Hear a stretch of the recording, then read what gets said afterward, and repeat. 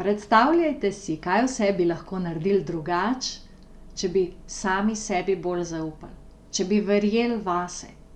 Katere odločitve v preteklosti bi sprejeli drugače? Ko ne verjamete vase, tudi spuščate priložnosti v življenju. Ko ne verjamete vase, se lotite vsega skupaj z mislijo, tako ali tako mi ne bo uspelo. Tako da več o esenci macesna pa si kar poglejmo zdaj v nadaljevanju, da jo malo bolj podrobno spoznate.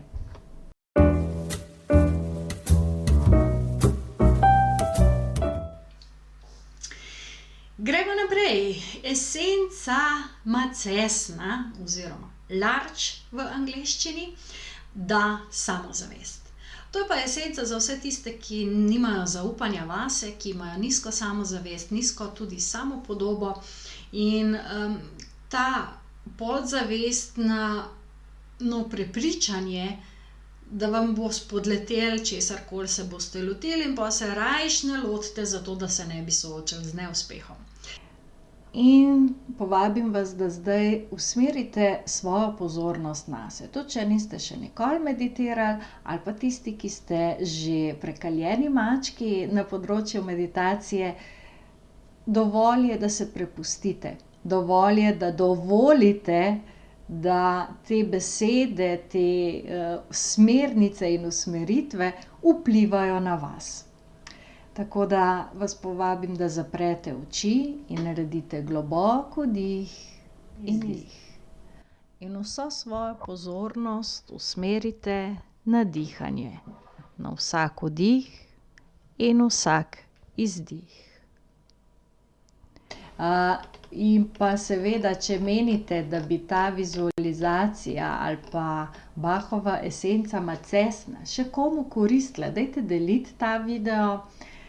Te informacije so namenjene temu, da ljudje spoznajo cvetne esence, da ugotovijo lahko oziroma da imajo to možnost, da se ne rabijo matrati, da je na voljo orodje, ki olajša procese osebne rasti, osebnega razvoja, osebne transformacije in da včasih lahko pomaga tudi samo že ta informacija, poslušanje o tem, razmišljanje o tem, ob tem, ko se to posluša in pa seveda tudi vizualizacija. Če pa je vse skupaj, potem pa rezultat zagotovo ne more sfaliti.